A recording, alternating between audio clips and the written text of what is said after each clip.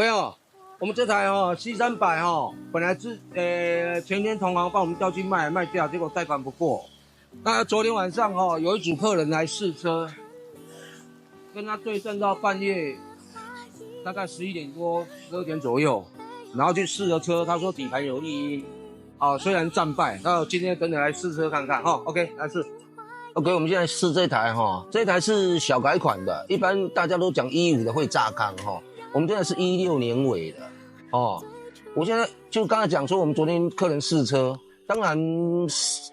客人有百般的理由，我觉得 OK 啦，但是我们还要亲自试一下，看到底是什么问题。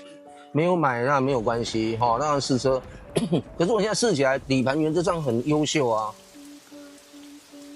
转弯没有异音啊。跟坡的路面也很稳啊。那这台是16的，车主会选一个安卓、iKey、摸门、盲点、车道自中，只差跟车，还有柏林整台 ANG 双记忆电影，然后平把方向盘，小改款的小改款的平把方向盘就不会啊，然后黑顶棚全景。我现在在开不会啊拨片还有拨片拨片。当然客人是说他开起来有异音的，你看我们现在经过这种路面不平的，没有什么异音啊，冷气也冷，转向系统非常的 OK 啊。说实在真的是，因为我昨天不在啦，我们也有跟他去试车。你看我现在转弯，转向也非常 OK 啊。一点异音，底盘一点异音，真的一点异音都没有。不晓得他是讲什么，或许是一些理由啦，但是无所谓啊，无所谓，因为买卖本来就是大家欢喜干完的啦，对不？那没有关系。那这一台我真的大概简单介绍一下跑12万，跑12万，全车原版件，16小改款，16小改款，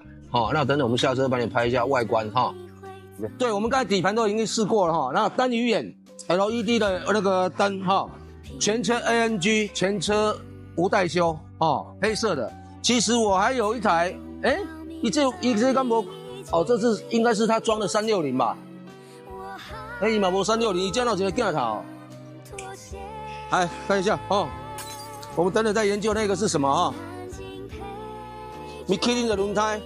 全景大天窗，我刚才讲的配备都有了小满配啦，它应该是差跟车而已啦小满配 C300双边单出的这个尾管全车无代修。